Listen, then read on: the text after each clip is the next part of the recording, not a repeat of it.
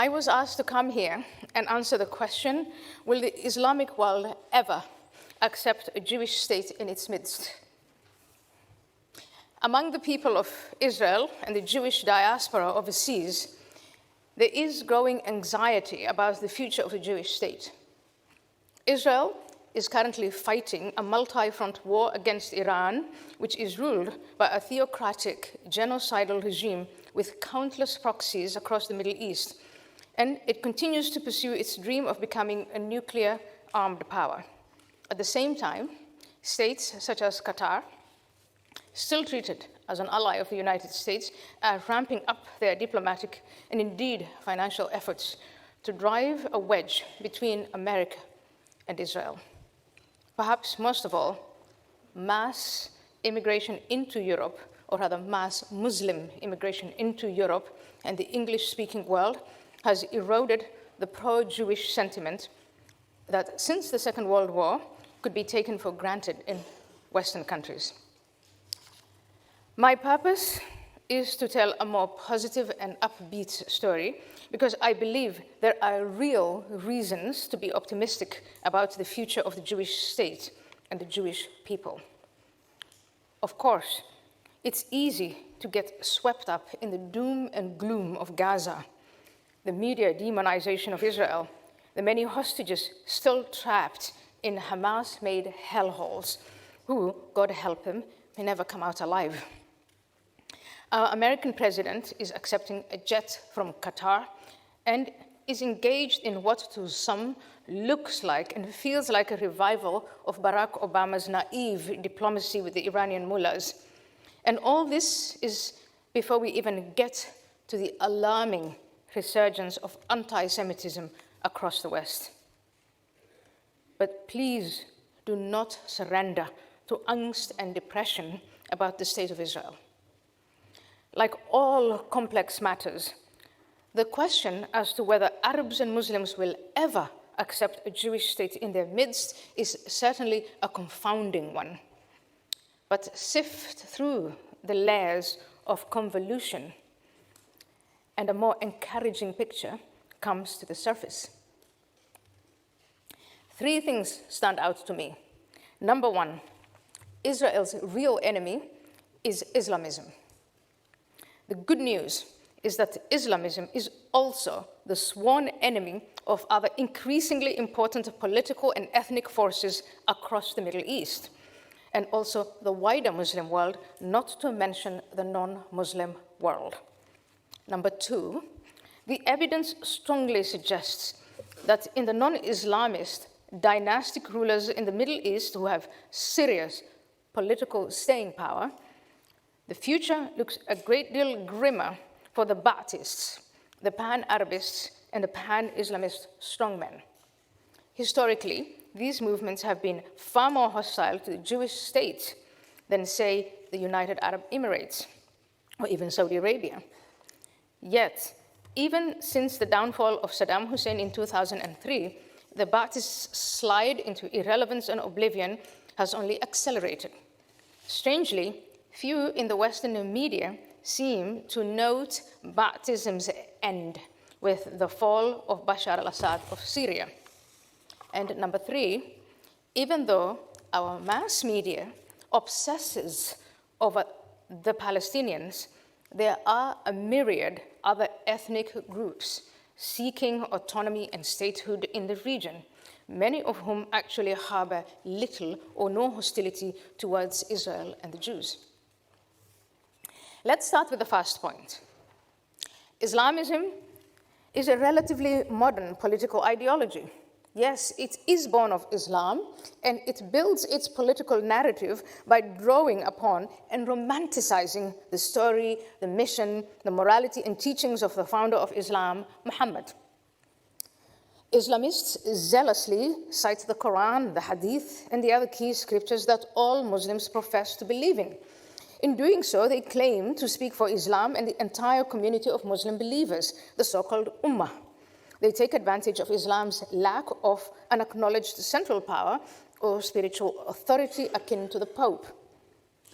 It also works to their advantage that there is no separation of politics and religion in Islam. The Islamists assert that Islam is politics and politics is Islam. This was the substance of the fallout between the political and clerical wings of the Ottoman Empire when it was defeated, invaded, colonized, and in 1922 abolished by the infidel powers of Europe. There were men who concluded that that traumatic experience, that the way forward for Arabs and Muslims was to adopt European-style nation-states, such as republics and monarchs or other forms of dynastic rule like the sultanates with discrete boundaries. And then there were those who were determined to revive the fallen caliphate or Islamic state by any means necessary and regardless of how much time it took. The latter are what we now, a century later, call Islamists. They constantly modernize and they update their strategies, their plans, their means and methods of working towards their major goal, which is the re-Islamization of Muslim societies, and at the same time, they seek to continue to Islamize the rest of the world. The Islamists hate Jews, Zionism, and Israel. I will not bore you with the reasons for doing so, because I'm assuming most of you here today in this room know why. In any case, they shout it from the rooftops. Their anti-Jewish and anti-Zionist and anti-Israel output is too much to catalog here. It was articulated comprehensively by one of the most revered Islamist thinkers and activists of the 20th century, Sayyid Qutb, in his essay, Our Battle with the Jews. Qutb lays out in that landmark essay the ideological groundwork for Islamist anti-Semitism, presenting the conflict with Jews as both existential and divinely mandated, and justifying perpetual hostility and violence against them. He claims that the Jews have always conspired to destroy Islam and are inherently evil, not just through their actions, but their very nature. He accuses Jews of being the malign forces behind materialism, moral decay, the destruction of families, and the dissolution of societies, referencing anti-Semitic conspiracy theories such as the Protocols of the Elders of Zion. Qutb asserts that the conflict with Jews is a cosmic, unending war, and that if they are permitted to win, the result will be the eradication of Islam. He insists that there can never be reconciliation or compromise with the Jews. He concludes that the only solution to this supposed threat is jihad, framing the struggle against Jews as a religious duty for Muslims. Unfortunately, all Islamists, and far too many ordinary Muslims, share these insane beliefs. For them, the question we're discussing this morning has a simple, straightforward answer. Arabs and Jews should not and will not accept a Jewish state in their midst. Islamism is the governing ideology of the theocratic regime in Iran. The president, and probably his cabinet of Turkey, Qatar, to a certain extent, the International Muslim Brotherhood, and other worldwide Islamist groups who believe in the revival of the caliphate. However, while all of these Islamist state and non-state actors are powerful and determined, it is important to look beyond them. The Jews may rank as enemy number one for Islamists, but undoubtedly a close second are the dynastic, more secular governments in the Arab world who have no interest in reviving the lost caliphate. True, in the last century or so, these non-Islamist powers have often ignored, tolerated, accommodated, empowered, and even collaborated with the Islamists. At times, they have used and abused Islamist movements by betraying them and reneging on their promises. Some regimes have imprisoned, assassinated, and even massacred Islamists, in particular the Muslim Brotherhood. But the public uprisings we came to call the Arab Spring in the early 2010s served as a game changer in the relations between secular Arab leaders and Islamist movements, between those who wish to separate government from religious doctrine and those who wish to make Islam the dogmatic basis of a totalitarian social blueprint. The secular leaders realized that were the Islamists ever to win elections and wield power, their fate would not be much better than that of the Jordanian military pilot who was burned alive in a metal cage by the Islamic State in 2015. The lesson, it seems to me, that some Arab leaders took from that period of regional tumult was a positive one. They saw it as in their best interest to provide better for their young, increasingly restive populations and to avoid the fates, often very gruesome, of the Arab world's once seemingly invincible dictators. Among the many Arab strongmen who have lost their grip on power since 2011, only the late Zine El Abidine bin Ali of Tunisia, the late Hosni Mubarak of Egypt, Bashar al-Assad, still alive, but stranded in Moscow, managed to avoid sticky ends. Saddam was dragged out of a hole in the ground and hanged. Ali Abdullah Saleh of Yemen was shot dead by a Houthi sniper, and Muammar Gaddafi of Libya was lynched by a mob of his own people. Non-Islamist governments in the region have been wise enough to take note. And this brings me to my second point.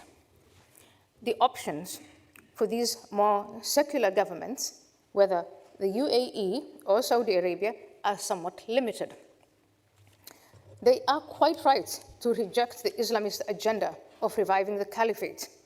That would entangle them in perpetual conflict with the rest of the world, and it would not address the basic needs of their youthful citizens. However, the option of adopting Western-style models of democracy, as Israel has done, is also off the table. This is simply not how things work in Arab Islamic countries. Not to mention the very real risk that in many of these countries, the Islamists would probably win free and fair elections, as in Egypt in 2012, with the victory of Mohammed Morsi's Muslim Brotherhood, and before that in Turkey in 2002, when Recep Erdogan, now president, became prime minister. Is there a third way, an alternative to full-blown Islamism on the one hand and attempts to replicate Western-style democracy in a region with no historical experience of such a government on the other? There are two powerful men who are seeking to reorient their societies towards viable economic models beyond fossil fuels. They prefer prosperity to piety. Each of them has a strategy and a concrete plan to work towards their stated goals. These men are now known by their initials. MBZ stands for Mohammed bin Zayed, and MBS for Mohammed bin Salman. MBZ is the president of the United Arab Emirates and the ruler of Abu Dhabi, and MBS, of course, is the crown prince and de facto ruler of Saudi Arabia. MBZ's vision is summed up in the UAE's Centennial 2071 plan. His goal, he says, is to secure the UAE's position as a resilient, diversified, and globally influential economy for the next 50 years and beyond. He aims to build what he says is a sustainable, knowledge-based society that thrives on innovation, world-class education, and economic dynamism, ensuring prosperity for future generations. According to the Director of Trade Policies in the UAE, Badr al-Musharraq, the MBZ has, quote, crafted a distinctive economic model for his country, often described as a strategic hybrid of mixed economy. This approach, he goes on, fuses the dynamism and innovation of free market capitalism with strong strategic state intervention and long-term planning. The private sector is empowered to drive investment, entrepreneurship, and innovation, while the state provides direction, regulatory frameworks, infrastructure, and significant investment through sovereign wealth funds. This model, he says, allows the UAE to benefit from market-driven growth while maintaining stability and resilience against global shocks. This strategy seems to me to be paying off. As of 2023, non-oil sectors contribute to over 70% of the UAE's GDP. One feature of MBZ's plan is to invest the UAE's massive sovereign wealth in global markets, in infrastructure, in technology, in renewable energy, and ensuring macroeconomic stability and future growth. Another feature is heavy investment in innovation and technology, digital infrastructure, AI, renewable energy, and startups. Ladies and gentlemen, all this requires a shift away from the madrasa mentality of the 20th century to the market mentality of the 21st. Most importantly, this is fantastic news for Zionism and Israel. MBZ has already formalized and deepened ties with the Jewish state. As he has said himself, he did this for 3 reasons.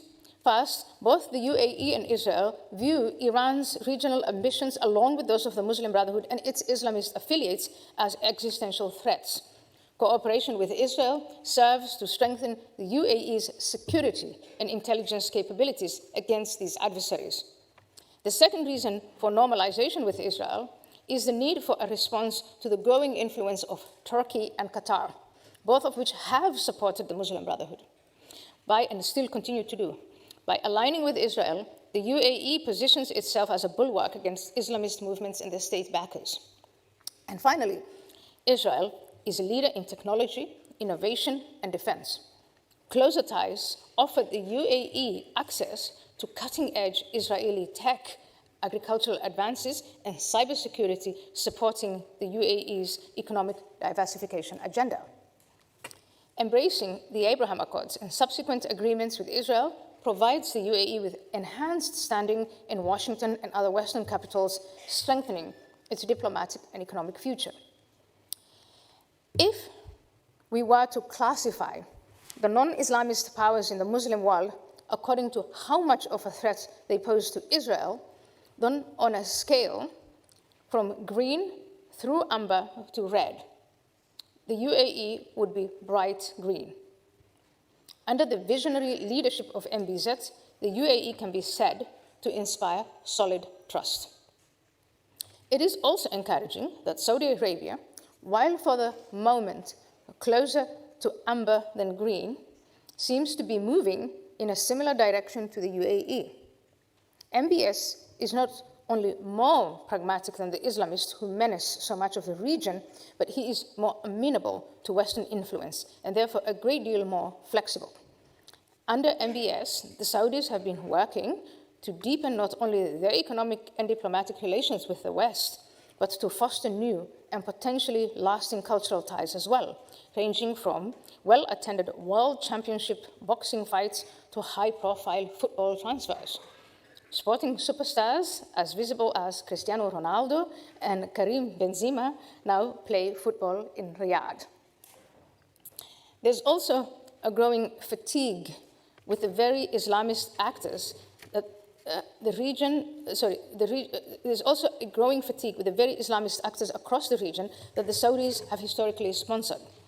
While MBS still pays lip service to the Palestinian issue, there are credible reports that he personally does not care very much and finds the whole drama as annoying, an annoying, vexatious distraction from the more important priorities of Saudi Arabia and the broader region. Last but not least, it must be stressed that the Palestinians are not the only stateless people in the Middle East or across the Muslim world. There is no shortage of other ethnic movements pursuing either full self-government or greater local autonomy. These include the Kurds, the Baluch, and the Druze, among countless others. The good news is that these movements have historically shown next to no interest in doing harm to Israel. Their rising salience is therefore an undoubted blessing for the Jewish state.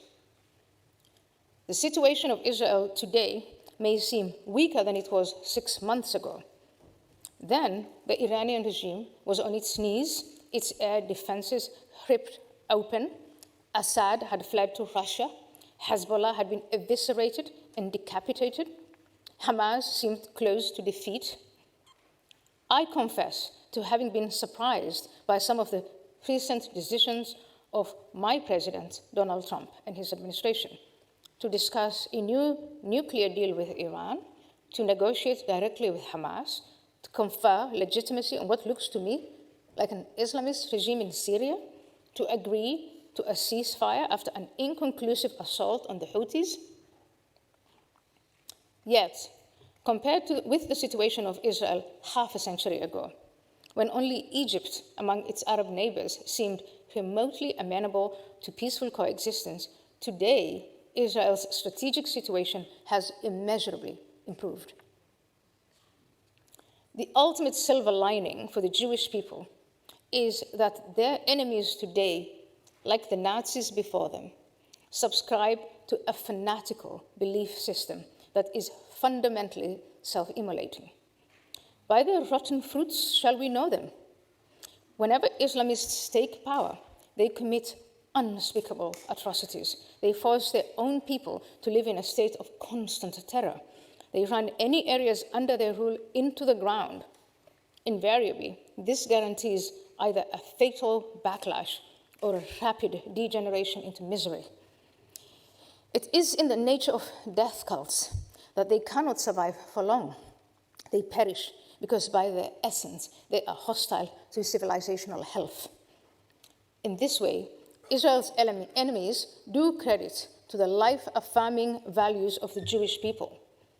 When the Islamists say they love death more than the Jews love life, they mean it. This may make them more dangerous in the short term, but it should also help to seal their eventual downfall. For all their many faults, the more sober leaders of the Arab world, particularly MBZ, but also MBS, do not have such a morbid obsession with death. Whether or not they always admit it, they share Israel's defining interest in making the most of this life, not slaughtering innocents, and the expectation of enjoying 72 virgins in the next.